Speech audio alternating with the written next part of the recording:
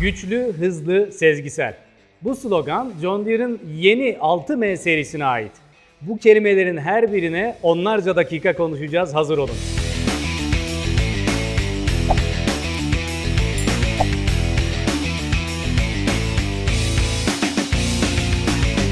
Yanımda Yaşar Türk var, İpsotarım'ın pazarlama müdürü. Kendisiyle yaklaşık 1-1,5 yıl olmuştur. 6R serilerini anlatmıştık ki bilgi dolu, adeta sektöre ışık tutan bir program olmuştu. O yüzden meraklıların, almayı düşünenlerin pür dikkat dinlemesini rica ediyorum. Kendisiyle konuşmaya başlıyorum. Çok akıcı bir program sizi bekliyor. Yaşar Bey, hoş geldiniz. Teşekkür ederim. Siz de Konya şubemize hoş geldiniz. Hoş Hatırlarsanız 6R serilerinizi Akhisar şubesine tanıtmıştık. Şube dolaşmak benim de hoşuma gidiyor açıkçası. Aynen. Bir sonrasını da merak ediyorum. Onu belki programın sonuna saklayalım. Bir sürpriz de olabilir. Planlı bir şey değil, aklıma geldi, sorayım istedim. Güçlü, hızlı, sezgisel dedik. Kendisiyle beyefendinin 6M ile Almanya'da ilk buluştuk. Uluslararası basın toplantısında tüm dünyadan basın mensupları, sadece tabii ki traktör değil, biçer döverin de olduğu bir lansmandı. Kendisine böyle bir yarım gün ayırabildik. Denemeler oldu. Son derece güzel, son derece üst düzey olmuş bir traktörden bahsediyoruz. Hatta abisi diyebileceğim 6R'ye kafa tutar bir model ortaya çıkmış bence. Programın sonunda karşılaştırmanızı da isteyeceğim. Ama önce buna odaklanalım. Güçlü kelimesini açalım. Neden güçlü? Tabii sloganlar üzerinden gitmek her zaman faydalı. Çünkü biz o sloganları da aslında anlamlar vererek oluşturuyoruz. Güçlü kelimesinden başlayalım. Güçlü kelimesi deyince zaten aklımıza ilk gelen şey motor. Kesinlikle. Çünkü bir biçer döverin, traktörün, herhangi bir makinenin kalbi motor. Oradan elde ettiğimiz güçle biz makinelerimizi ileri hareket ettiriyoruz. 6M serilerine özellikle güçlü dememizin şöyle bir anlamı var altında yatan. Artık yeni 6M serisi bütün modellerinde 20 beygir ilave güç sunabiliyor. Biz ona ilave güç demiyoruz. Sadece anlaşılsın diye ilave güç söyledim. Biz ona akıllı güç yönetimi diyoruz. Neden? Çünkü aslında motorun üzerindeki kontrol ünitesi sizin için 20 beygir aralığında ihtiyacınız olan gücü yönetiyor. Siz eğer 1 beygire ihtiyacınız varsa sizin için 1 beygir artırıyor. 10 beygire ihtiyacınız varsa traktör kendisi sizin için 10 beygir artıyor. Bunu yaparken de belli başlı kriterleri var. Tabii beygir demek bu arada yakıt demek. O yüzden Bravo. bunu ayarlayabiliyor olması Aynen. da gayet güzel. 6R serisini anlatırken de konuşmuştuk. Ne kadar beygir o kadar arpa. Beygir gücü demek aynı zamanda yakıt demek. O yüzden biz ihtiyacımız olmadığı anda traktör herhangi bir yüke maruz kalmıyorsa eğer ilave beygirlerimizi kenarda tutuyoruz. Kaputun üzerinde yazan nominal beygir gücüyle işlemimizi yapmaya çalışıyoruz. Kullanıcılar zaten bunu kabin içerisinden anlayacaklardır. Köşe direğinde bulunan ekran üzerinde bir IPM işareti var. O işaret devreye geldiğinde bilsinler ki traktörleri ilave güç üretiyor. Yolda nakliye anında 15 km hızı geçtiğinizde arkanızda da bir yük varsa yokuş yukarı çıkarken vites düşürmeniz yerine, çünkü her bir vites düşürdüğünüzde hızınız etkilenecek ve tekrar hızlanmak zorunda kalacaksınız. Buna gerek olmasın diye traktör geçici bir süre beygirleri tekrardan motora ilave ediyor. İhtiyaç ortadan kalktığında traktörünüz tekrardan nominal beygir gücüne geri dönüyor. Peki bu nakliye pozisyonundaydı. Yani hani belirli bir hızın üstünde devreye giren bir durumdan söz ettik. Peki tarla şartlarında, yani çalışma aralıklarında IPM'in devreye girdiği oluyor mu? Tabii onun da kriterleri var. Eğer tarlada 1,5-2 km hızın üzerine çıkarsanız ve kuyruk mili çalışıyorsa eğer, yani kombine bir iş yapıyorsunuz, yani hem çekeceksiniz hem döndüreceksiniz. Mesela bir balya işlemi sırasında olabilir. Olabilir. O balyanın da yoğunluğuna göre ne kadar güce ihtiyaç varsa o esnada IPM devreye giriyor ve çıkıyor. Ama pullukla çalışıyorsanız, yani kuyruk mili dönmüyorsa IPM devreye girmiyor. Çünkü yaptığınız sadece tek bir iş var: çekmek. Ki o konuda da tork değerlerimiz zaten yeterince yüksek diyelim. Hatta gelmişken o noktaya burayı da açıklayalım. Şimdi John Deere kendi motorunu üretiyor. Dolayısıyla hani uyumluluk zaten üst düzey. Ancak içinde güçle ilgili açıkladığımız kısım gayet etkileyiciydi. Doğrudan yakıt tüketimini etkileyen, tasarruf ettiren bir noktaydı. Şimdi sahada güç ihtiyacımız var ve pulluk kullanıyor olalım. Yani yüksek çekiye, torka ihtiyacımız var.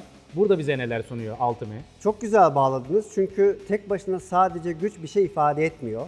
Bir de bizim ürettiğimiz, motorda ürettiğimiz gücü tekerlekleri ileterek tekerlekleri döndürmemiz gerekiyor. Yani neye ihtiyacımız var? Kuvvete. İşte o döndürme kuvvetine biz tork diyoruz. Yani arkamızda bulunan traktörün kaportasında 140 yazıyor. 140 beygirlik nominal bir güce sahibiz ama bunun bir de döndürme kuvvetine ihtiyacımız var. İşte orada tork devreye giriyor. Örneğin 125 beygir traktörümüzün maksimum torku 585 Nm. Bu ne demek? Tekerlekleri döndürme kuvveti 585 Nm. Ama bu da tek başına bir şey ifade etmiyor.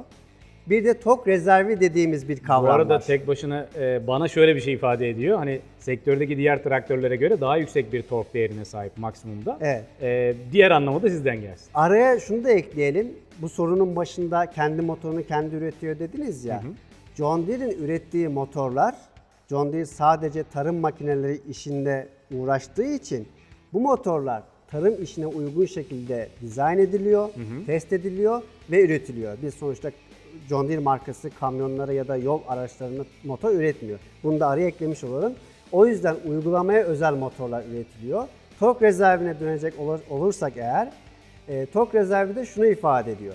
Tamam, 585 Nm maksimum torku ürettik ama bunu hangi motor devrinde elde ediyoruz? Evet. Geçici bir süre mi?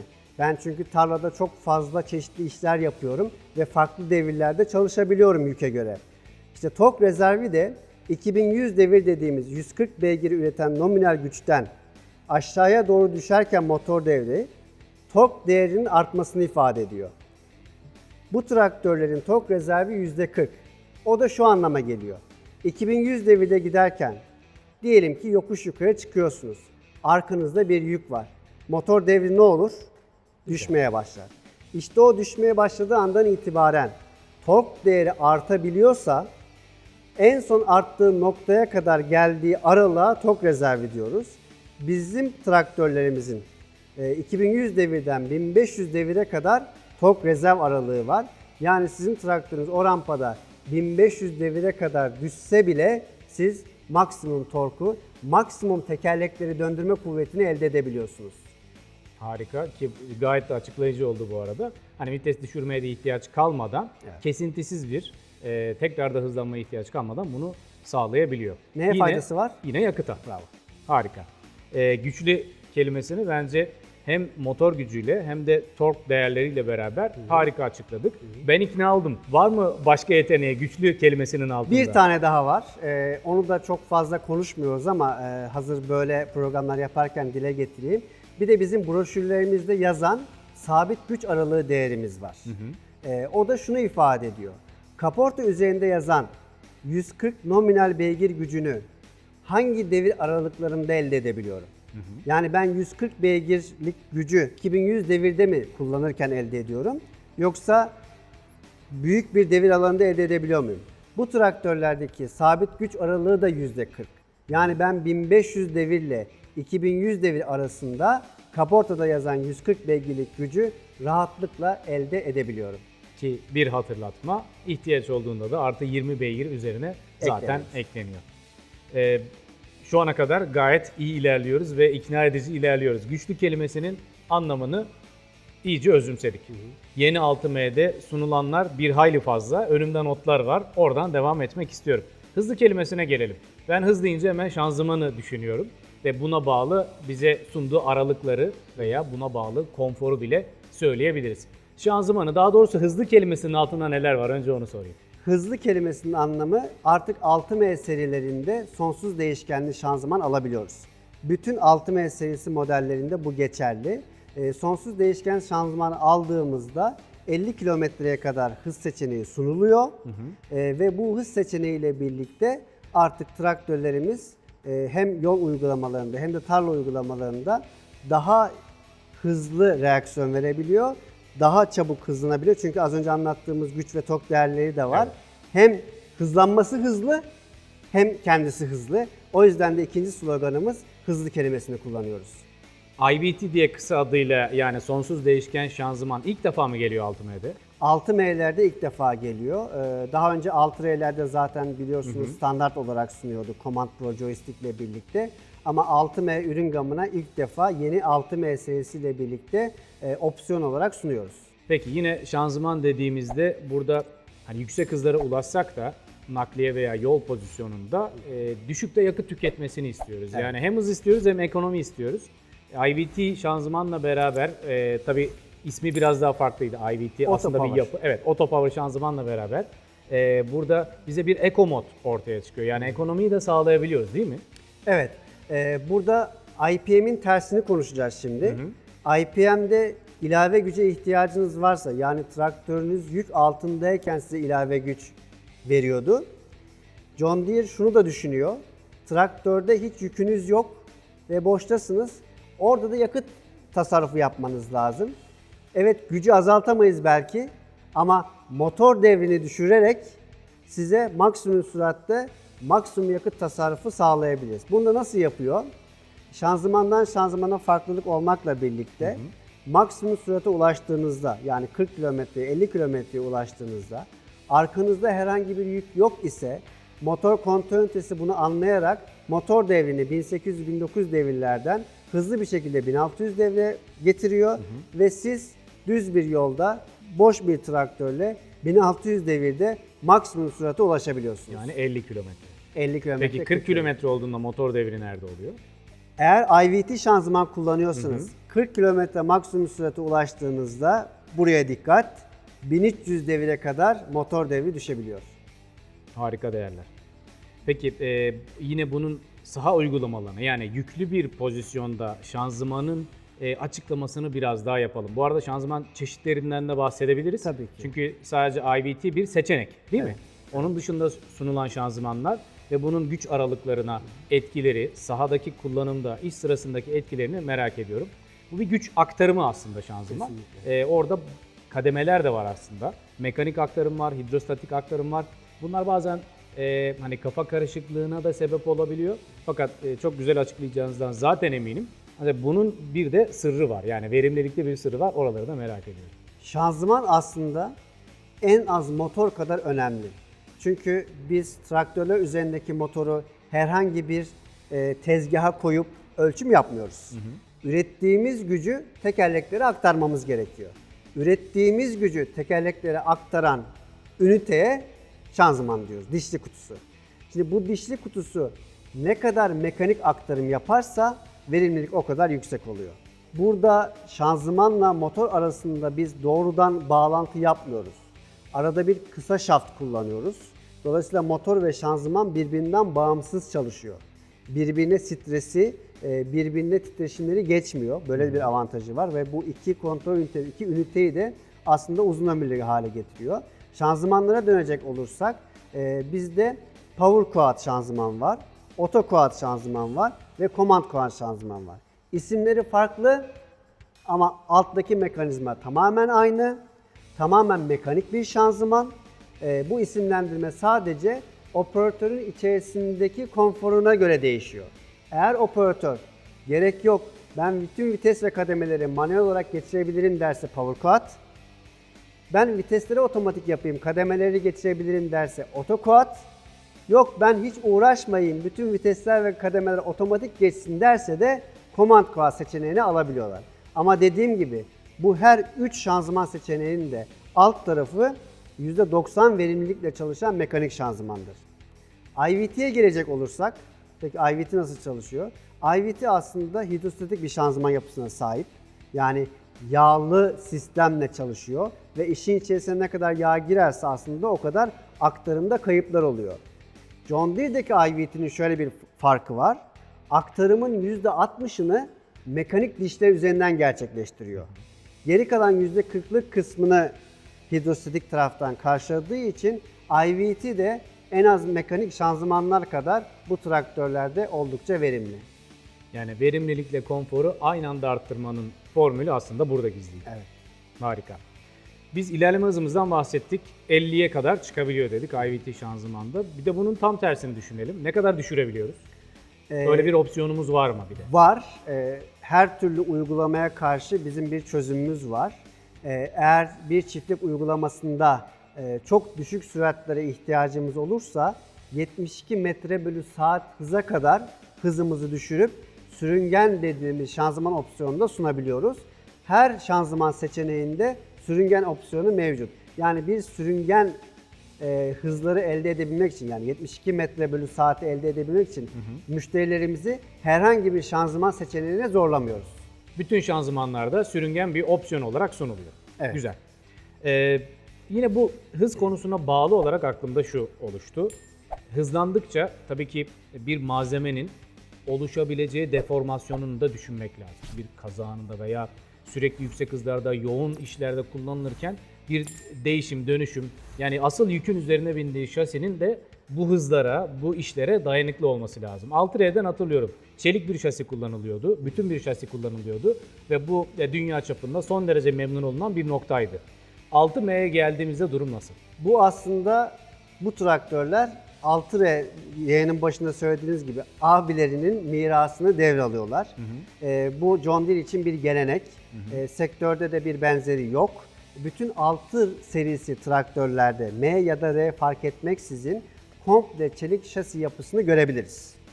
Ne işe yarar? Az önce bahsettiğiniz gibi sağlamlık. Onun dışında herkes yani çelik ismini duyduğu anda tamam sağlam bir traktör diyebiliyor ama bunun arkasında başka faydaları da var. Bu komple çelik şasi yapı üzerine biz, hayalinizde gözünüzde canlandırın, motoru lastik takozlar üzerine fabrika oturtuyor, şanzımanı lastik takozlar üzerine oturtuyor, kabini lastik takozlar üzerine oturuyor. Motorla şanzıman birbiriyle temas halinde değil, arada kısa şaftla güç aktarımı oluyor ve kendi frekanslarında çalışan ve hareket eden bütün komponentler birbirinden farklı, birbirinden ayrı şekilde bu komple çelik şasi üzerine dağılmış durumda. Bu da hem motorun hem şanzımanın uzun ömürlü olmasını sağlıyor. Aynı zamanda şunu da söylemem gerekiyor. Çelik şasi yapısı monoblok bir yapı değil. Yani iki farklı çelik kol var. Aralarda kementlerle bağlı. Bu çelik yapı rigid durmuyor. Aynı zamanda kendi içerisinde de hareket edebiliyor. Dolayısıyla yerden gelen titreşim ve eğimleri kendisi absorbe edip motora ve şanzımana ulaşmasını engelliyor. Bir diğer avantajı da bütün 6M serileri ön yükleyici uyumlu. John Deere ön yükleyicisi uyumlu ve biz bu ön yükleyiciyi doğrudan şasiye monte edebiliyoruz. Yani yine traktörün bloğuna ve gövdesine herhangi bir şey monte etmemize gerek yok. Süper. Tabii ben biraz dayanıklılık odaklı sorsam da konfora da son derece etki ettiğini bu cümlelerden anlıyoruz. Madem konfora geldik, o zaman sloganın üçüncü kelimesi, yani sezgisel kelimesini biraz açalım. Bunun içerisinde konfordan da bahsetmek gerekecek çünkü. Evet. Sezgisel dediğimizde hemen algılanabilen, yani böyle öğrenmek için uğraşmayacağınız, belki de elinizin altında olması gereken yerde her şeyin dizili olması anlamına geliyor benim için. Daha fazlası sizden gelecektir elbette. Biraz kabine doğru ilerleyelim. Aynen öyle. Burada sezgisel kısmına geldiğimiz zaman bahsettiğiniz gibi kabin içerisine doğru girmemiz gerekiyor. Burada hem görüş açınızın engellenmemesi lazım. Çünkü sizin görüş açınız engellendiği anda aslında operatörde stres başlar. Bu stres esnasında operasyona mı odaklanacak, kumandalara mı odaklanacak? Dolayısıyla oradaki operasyonu hızlandırmak açısından bütün kumanda ve kontroller sezgisel bir şekilde kolay ulaşabilecek mesafede, kolay anlaşabilecek işaretlemelerle ve renklerle oluşturulmuş ve yine kabin içerisinde ön taraftaki gösterge panosu tamamen alınmış ve köşe direği ekranı olarak yerleştirilmiş bir kabinden bahsediyoruz. Daha da ötesine geçeceksek, eğer şanzımanda, quad şanzımanda vitesin, el gazının ve arka hidrolik askı kollarının kontrolünü ellerin altında olmasını istiyorsa command arm kolçak opsiyonumuz da var. Arasındaki fark şu: command arm kolçağı aldığı zaman bu bahsettiğim kontroller operatörün sağ elinin altında bu şekilde oluyor. Onun dışında kalan kontrolleri de konsoldan kontrol edebiliyor. Ama yine bütün kontrolleri yapmak için sağ tarafına komple dönmek zorunda değil. Traktörün tepesinde, sağında, solunda herhangi bir düğme aramak zorunda değil. Bütün düğmeler ve kontroller tek bir yere toplanmış. İsterse de command arm'la bunları sağ elinin altına getirebilir. Müthişti. Tabii kabinin bu iç tarafta yapılan yenilikleriyle beraber sezgisel kelimesinin son derece hakkını verdi. Ancak konforla ilgili birkaç detay daha var. Sadece kabinin içinde olmayan dışarıdan bizleri etkileyen. Az önce çelik şasiyi söylerken buradan biraz bahsettik. Fakat kabinin oturduğu yerde, yani kabinin yerleştiği yerde bir amortisör ve buna bağlı bir de ön aks süspansiyonu var ki bu da hem konforu hem performansı etkiliyor. Dolayısıyla geride saydığımız maddelerin her birini etkileyecek bu detayları da sizden alalım. Az önce bahsettiğimiz konular aslında ergonomi biliminin konularıydı. Yani bunlar mühendislik gerektiren şeyler. Bunlardan bahsettik. Evet, kullanımı artık kolay ama artık çiftçilikte biliyorsunuz ki hava şartları dolayısıyla operasyonlar oldukça daraldı. Ve çok kısa sürede çok uzun işler yapmanız lazım. Gece çalışmaları da çok arttı. Bu ne demek oluyor? Uzun süre siz bu kabinin içerisindesiniz. Bunun için de bu çalışma şartlarında, ağır çalışma şartlarında bir miktarda olsa çiftçilerimizin konforu hak ettiğini düşünüyoruz. Bunu nasıl sağlıyoruz? Fazlasıyla hak ediyorlar. Kesinlikle. Bunu nasıl sağlıyoruz? Mekanik kabin süspansiyonu opsiyonumuz var. İsmine mekanik diyorum, aslında tamamen yaylı bir sistem değil. İçerisinde hidrolik piston var, yay var ve panhard çubuğu dediğimiz bir çubuk var. Kabin doğrudan yay ve piston üzerine monte edilmemiş, birbirinden bağımsız şekilde monte edilmiş. Bu ne işe yarıyor?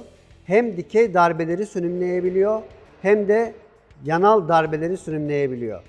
Bunun üzerine bir de havalı süspansiyonlu koltuğumuz var. Bu da operatörün içerideki konforunu arttırıyor. Yolda bir de bize çok büyük fayda sağlayan TLS Plus ön aks süspansiyonumuz var. Plus kelimesini özellikle kullandım çünkü normal TLS'den farklı. Artık yeni 6M serilerinde de TLS Plus seçeneğini sunabiliyoruz. Onun çalışma mekanizmasını biraz daha açıklamak gerekiyor. Aslında 6R'de de bahsetmiştik fakat bunda da bahsetmek son derece faydalı olacaktır. Çünkü performans etkisini ben biraz daha fazla önemsiyorum. Zaten konforlu, mutlaka etkisi oluyor ama performansı olan kısmı daha önemli. Bunu konfor içinde anlatmadım çünkü bu soruyu soracağınızı tahmin ediyordum. Ona ayrı bir bölüm açmak gerekiyor. TLS Plus'ın TLS'den şöyle bir farkı var. Bu TLS'deki T triple'dan geliyor. Yani aks, ön aks doğrudan şasiye bağlı değil. 3 noktadan süspansiyona bağlı, süspansiyon şasiye bağlı. Dolayısıyla aksımız aslında serbest bir şekilde hareket ediyor. Plus'ın şöyle bir özelliği var. Adaptif bir ön aks süspansiyonu. Yani sadece işte salınım yapan, sadece kasislerden geçtiğimizde otomobil gibi süspansiyon görevi gören bir süspansiyon değil. Evet, konfora büyük bir etkisi var ama en büyük etkisi güçlü kısmında anlattığımız, ürettiğimiz gücün, aktardığımız döndürme kuvvetinin yere temas etmesini sağlıyor. Çünkü siz istediğiniz kadar güç üretin, istediğiniz kadar tork üretin, ürettiğiniz tork ve güç değerleri toprağa aktarılamıyorsa bu traktörünüze çeki kuvveti veremez. İşte TRS Plus bu işe yarıyor. Arkada bir yük olduğunda, siz gaza yüklendiğiniz anda, traktörün önü kalkmaya başladığında kontrol ünitesi bunu anlıyor ve pistonlar yağ basıncı sayesinde ön tekerlekleri ve ön aksı yere basıyor. Bu sayede hem arka tekerlekler hem ön tekerlekler yere %100 temas sağladığından ürettiğiniz o 585 Nm'lik tork tekerlekler vasıtasıyla toprağa iletip çeki performansı haline dönüşüyor. Buradaki o mesafe 10 santimetre. Yani 10 santimetrelik bir süspansiyon sistemi sağlayabiliyoruz. Bunun için bizim bir şey ayarlamamıza gerek var mı? Hani arkada yük var veya hızlanıyoruz. Oradan işte bunu aktif et veya hani bunu biraz daha ayarla gibi böyle orayı da kontrol etmeye dair bir endişe duyacak mıyız? Stres olacak mıyız? Yoksa onu da bizim için hallediyor mu? Yeni 6M'lerde bu yok. Artık Plus özelliği geldi. Tamamen adaptif ve otomatik bir ön aks süspansiyonu var. Düşünmemize Hiçbir şey gerek yok. yapmalarına gerek yok. Tek yapmaları gereken gaz pedalına ayaklarını sonuna kadar basmaları. Harika. Eminim hakkını, karşılığını verecektir. Şimdi biz başta dedik ki güçlü, hızlı, sezgisel. 3 kelime aslında bütün özelliklerin özetinin de özeti ama çok da güzel ifade ediyor. Bunun dışında bonuslar olacaktır elbette. Benim aldığım notlar var mesela. Bu kelimelerin dışında da bir teknoloji başlığı oluşturmak lazım ki bunun altında da açıklamamız gerekenler var. Sadece 6M'ye özel değil belki ama 6M ile beraber kullanabilecekleri teknolojik altyapılar, üst yapılar var. Bunlardan da bahsetmek gerekiyor. Burada sloganlarımız arasında teknolojiyi kullanmadık.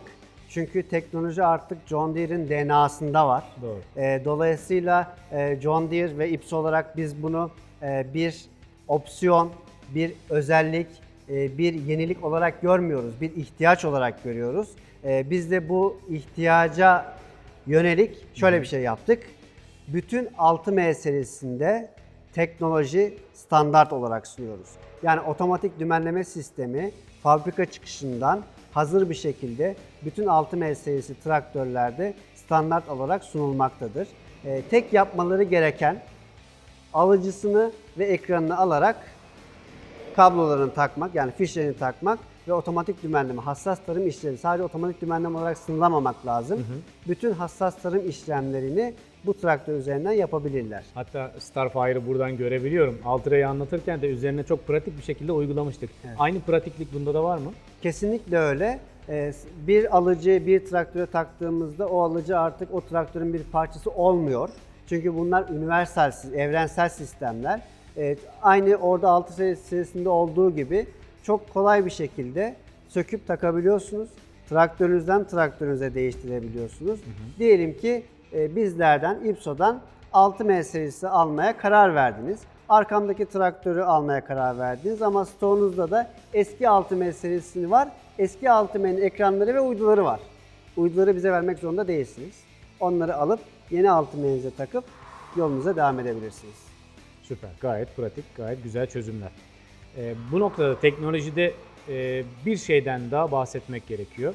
Şimdi traktörün için ekipmanları kullanmak için aslında ve bugün Türkiye'de de dünyada da izobas sistemini barındıran, bir dili konuşan ekipmanların, teknolojiyi son derece verimli kullanan ekipmanların sahadaki iş çıktılarından bahsediyoruz. Ben son belki uzun süredir programlarımda bu odaklarda konuşmalar yapıyorum. Şimdi bu traktörde izobas uyumluluğu var mı? İlk sorun bu olacak. Devamında da onu devamında getireyim. Önce izobası konuşalım. Sonra bir konuyu daha çok merak ediyorum. Size şöyle cevap vereceğim. Bu traktörlerde izobas uyumluluğu yok. İzobas'ın kendisi var. Harika. Fabrika çıkışlı olarak traktörler izobas altyapısıyla geliyor. Otomatik dümenleme altyapısıyla. Bunu da şöyle standart hale getirdik. Yani şu düşünce yapısıyla standart hale getirdik. Çünkü aslında tarlada işi yapan traktörler değildir. Traktör kelime anlamıyla çekici demek. Çeken, güç üreten bir makine. Aslında tarlada ekim yapan, toprağa aktaran, gübreyi atan, ilacı atan ekipmanlar. Dolayısıyla traktör burada bu ekipmanları çeken bir aracı. Bütün bu işleri yapan ekipmanlar olduğu için eğer siz tarlanızda yapılan işlerle ilgili bilgi edinmek istiyorsanız ekipmandan bilgi almak zorundasınız. Evet. O yüzden işte ekipmanın akıllı olması önemli. Ekipman akıllıysa bu bilgiyi nasıl alacaksınız? Aracı olan traktörünüze aktararak alacaksınız. Çünkü ekran traktörde. İzobas bu işe yarıyor. Akıllı olan ekipmanınızı tek bir bağlantıyla doğrudan bütün bilgi ve fonksiyonlarını traktör ekranınıza aktarabiliyorsunuz. Bu aynı zamanda ergonomiyi de arttırıyor. Çünkü yine eski videolardan, eski görüntülerden aklımda var. Bir ekipmanın kendi yönetim ekranı oluyorsa bunu traktörün yan camına doğru böyle demirlerle tutturup oradan bir traktörün kontrol ekranı, ekipmanın kontrol ekranı, bir sürü ekran karmaşası oluyordu.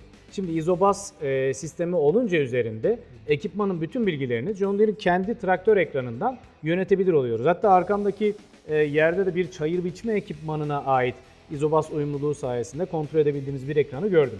Bir de şundan örnek vereyim. Yine Konya şubesine dolaşırken içeride kun balya makinesi gördüm. Sezonu da geldi, hazırlanıyor. Evet. İnşallah sahada da buluşacağız kendisiyle. Böyle ağır ekipmanlarda yüklenme durumunda, diyelim ki namlu çok oldu ve bir yavaşlaması gerekiyor. Sizin onu fark edip o gerekli aksiyonu alana kadar ekipmanla traktörün birbirleriyle konuşması, sizin müdahale etmenize gerek kalmadan birbirlerini kontrol etmesi anlamına geliyor. Yani hem verimlilik hem de ergonomi anlamına da geliyor aslında. Kesinlikle. O yüzden izobası çok önemsiyordum. Aynen öyle. Standartta sunulmasına da sevindim. 6M konusundan bağımsız bir şekilde izobası çok kısacık konuşacak olursak, yani olay artık otomasyona doğru gidiyor. Yani söylediğiniz gibi sadece traktör bir ekipmanı çekmekle kalmıyor. Ekipman beni çeken traktöre diyor ki ben biraz boğuldum, biraz hızını azaltır mısın? Biraz yavaşlar mısın? Hızlanır mısın? Hatta ve hatta balya otomasyonu diye uç örnek veriyorum. Otomasyonlar var John Deere'da. Silindirik bir balya kullanıyorsunuz. Balya odanızda balyanız doldu. Traktöre komut veriyor. Traktör kendisi duruyor.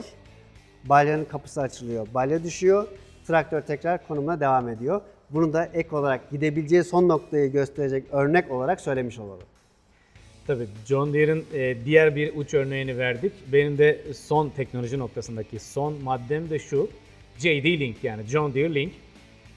Bütün ürün gamlarında, traktör değil sadece, biçer döver, silaj biçeri gibi bütün ürün gamlarında yer alan teknolojiyi yönetebildiğiniz, takip edebildiğiniz, hani kelimeyi doğru seçmek gerekirse mükemmel ve işi kolaylaştıran bir sistem. Ancak Türkiye'de şu an kullanılamıyor. Nedir durum? İkinci program... Dört gözle bekleyen müşteriler vardır eminim. İkinci programımız, ikinci kez aynı şeyi konuşuyoruz. Müşterilerimizden daha çok bizler dört gözle bekliyoruz. Ama yine ben çok yakında demekle geçiştireceğim konuyu. Ama gerçekten çok yakında.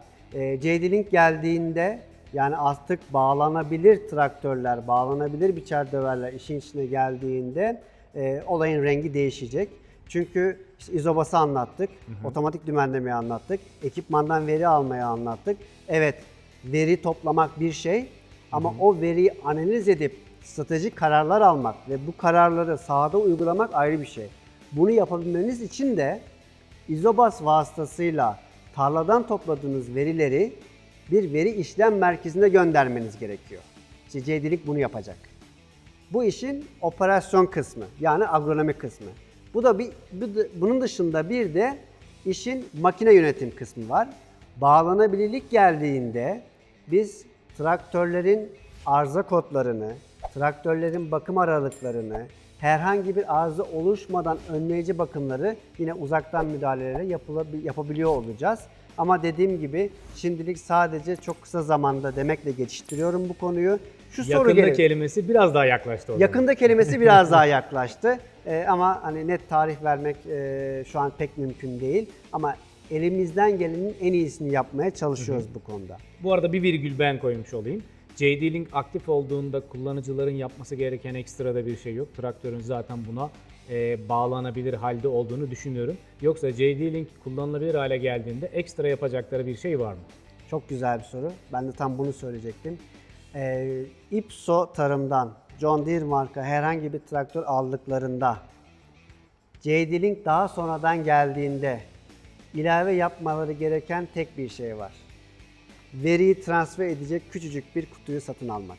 Onun dışındaki her şey ücretsiz olarak gelecek ve bütün bu traktörlerin elektronik altyapılarını ona göre sipariş ediyoruz. Yani traktörler müşteriler için geleceğe hazır. Sadece izinler alamadığımız için kutuyu getiremiyoruz. İzinler alındığında kutuyu takıp JD Link'i aktif hale getirebilecekler. Dediğim gibi tesisat değiştirmelerine gerek yok, sensör taktırmalarına gerek yok, kontrol ünitelerini değiştirmelerine gerek yok. O sim kartın takıldığı kutuyu almaları yeterli. Güzel adımlarda atıldığını buradan şimdiden söyleyelim. Takipte kalsınlar efendim. Peki, sonraki aslında konu başlığım biraz da kapanış bölümü diye de adlandırabiliriz. Bugüne kadar Altıra ile ilgili sahada programlarda olduğu detaylı videolar hazırladık. Şimdi Altıma ile ilgili hazırlıyoruz. Bunu bir izleyici gözüyle soruyorum. Altıra'yı çok güzel anlattık. Bütün opsiyonlarını konuştuk. Modellerin nereden nereye güç aralığı değişiyor. Şimdi Altıme'ye geldik. Yanılmıyorsam 105'ten başlıyor, 250'ye kadar çıkıyor. Ve bütün aralıkların Türkiye'ye geleceğini söylediniz. O aralıkları da bir dinleyelim sizden. Kaç silindirli, şasi boyutları neye göre değişiyor, onları merak ediyorum. Bir satın alacak kişi olarak. Fakat aklım şununla karışmış olabilir. 6M mi, 6R mi? Hatta şahsıma da bu sorular geliyor bazen. Birinci ağızdan bunları öğrenmek istiyorum. 6M ile 6R arasında nasıl bir fark kaldı? Şimdi bir önceki 6M'de 195 beygire kadar çıkabiliyordunuz.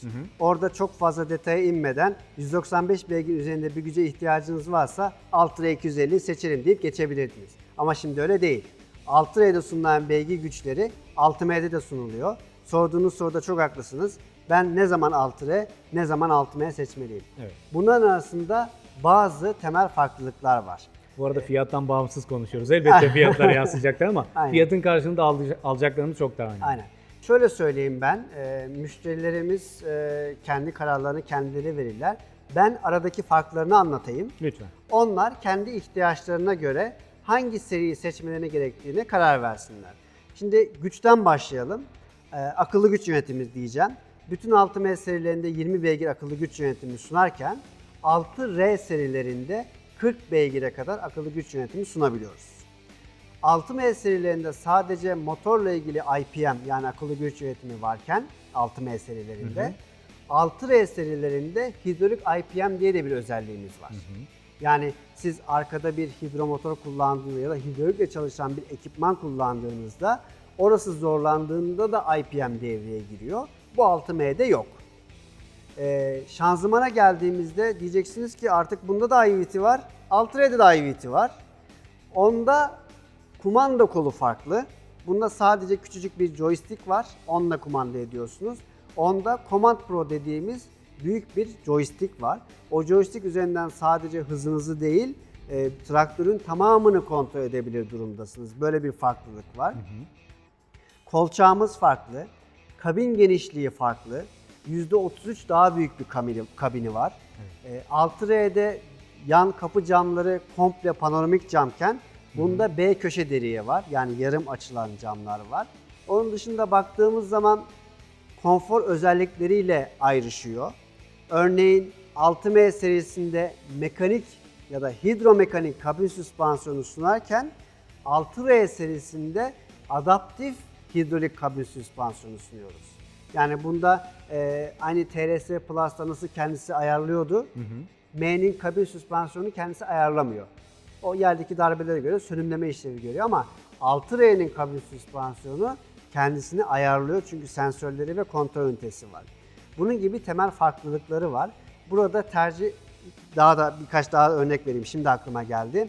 Örneğin 6R serisinde App radyo alabiliyorlar. Yani CarPlay, Android Auto gibi kolçaktan kumandalı ve telefonunuzu kolaylıkla bağlayabileceğiniz teknolojik özellikler varken normal 6M'lerde standart radyo var. Aynalar farklı. Elektrikli uzar, kısalır, ayarlanır, ısıtmalı aynalar varken bunda manuel kumandalı aynalar var. Bunun gibi böyle teknolojik ve konfora dayalı temel farklar var. Burada ben farklarını söyledim. Tercih müşterilerimize. Ya çok da güzel oldu. Elbette fiyat farkı da olacaktır. Çok da güzel oldu. Daha güçlü diyebiliriz, daha konforlu diyebiliriz. Tabii buna bağlı daha performanslı da demek mümkün. Daha teknolojik demek çok daha mümkün. Çok güzel bir şey söylediniz. Bu da bende bir şey uyandırdı şimdi. Hatırlarsanız şu anki sloganımızdan bahsedelim. Güçlü, hızlı, sezgisel. 6R'nin sloganı neydi? Daha güçlü, daha akıllı. O dahası. Evet, güzel. Aradaki farklar müthiş oldu. Son olarak da aradaki farkları da anladım ve bütçeme göre, mevcut özelliklerine göre 6M seçmeye karar verdim. Önümdeki model seçenekleri, şasi boyut farklılıkları neler? Bunlar son sorum olsun. Sonra da kapatalım. Şimdi tabii John Deere traktörlerini komple çelik şasi üzerine yapılandırdığı için traktörlerin de boyutlara göre klasifiye ediyor. Burada bizim kısa şasimiz var. Dar alanlarda daha manevra kabiliyeti yüksek, daha kısa aks mesafesi olan traktörlerimiz var. Küçük şasili traktörlerimiz var. Orta büyüklükteki şasili traktörlerimiz var. Büyük şasili var. Bir de ekstra büyük şasili traktörlerimiz var. Küçük şasili traktörlerimiz 105-125 beygir. Onları zaten ön kaporta dizaynından anlayabilirler. Evet. Tam bir ön yükleyici traktörleri, tam bir çiftlik traktörleri. Hem dar alanda manevra kabiliyeti çok yüksek, hem de tasarımı sebebiyle ön yükleyici uygulamalar için inanılmaz ideal traktörler. Kompakt traktörler. 130 beygire geçtiğimizde küçük şasili traktörler. 140 beygirde de aynı şekilde. 165 beygire geçtiğimizde orta büyüklükteki şasili traktörler, 200, 220, 240 büyük şasili ve 250 beygire geçtiğimizde ise ekstra büyük şasili traktörler diye sınıflandırmış oluyoruz. Şasi boyutları bizde şöyle ölçülüyor.